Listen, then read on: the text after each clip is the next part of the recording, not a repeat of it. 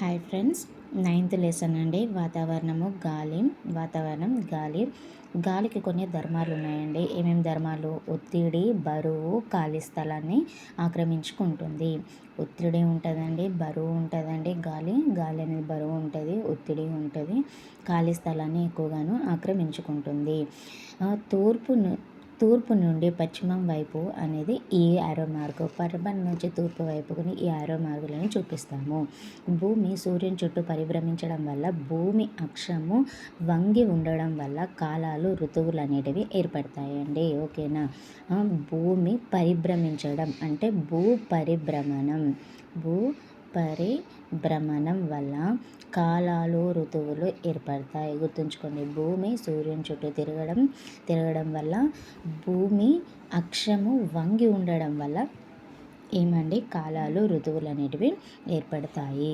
భూమిని ఆవరించి ఉండే గాలి పొరను మనము వాతావరణం అంటారు. Layer of the atmosphere is భూమిని ఆవరించి ఉండే గాలి పొరనండి, పైన ఉన్నటువంటి లేయర్ని అట్మాస్ఫియర్ అని అంటారు. ఇది ఎట్లా గుర్తుంచుకోవాలండి? ట్రోపో స్టాటో మీసో థర్మో ఎగ్జో. ఓకేనా అండి? ట్రోపో స్టాటో మీసో థర్మో ఎగ్జో. ఓకేనా అండి?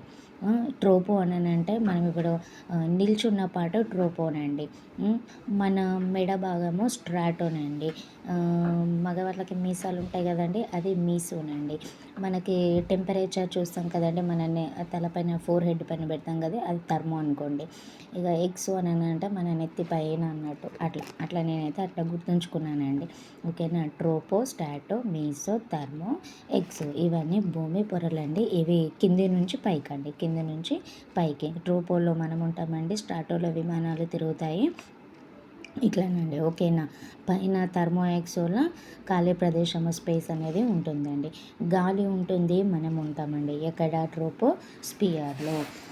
లివింగ్ థింగ్స్ అనేటివి ఎక్కువగా ఉండేది ట్రోపోస్పియర్. ట్రోపో ఆవరణంలో భూమి నుంచి పైకి వెళ్ళే కొద్దీ ఉష్ణోగ్రత అనేది తగ్గుతుంది. ధృవాల కన్నా భూమధ్య రేఖ వద్ద అధిక సౌరశక్తి అనేది ఉంటుంది. ధృవాల దగ్గర చల్లగా ఉంటుందండి, భూమధ్య రేఖ వద్ద అధిక సౌరశక్తి అనేది ఉంటుంది. మౌత్ ఆర్గాన్, సన్నాయి గాలి ఊదడం వల్ల శబ్దం అనేది వస్తుందండి. మనం ఊదడం వల్లనే వీటి శబ్దాలు అనేటివి వింటున్నాము. గాలి శబ్దం చేస్తుందండి, స్థలాన్ని కూడా ఆక్రమిస్తుంది. పారాచూట్, వాయుసేన యుద్ధ విమానాలు, హెలికాప్టర్లలో దీన్ని వాడతారు. పారాచూట్లని వాయుసేన యుద్ధ విమానాలు, హెలికాప్టర్లలో వాడతారు.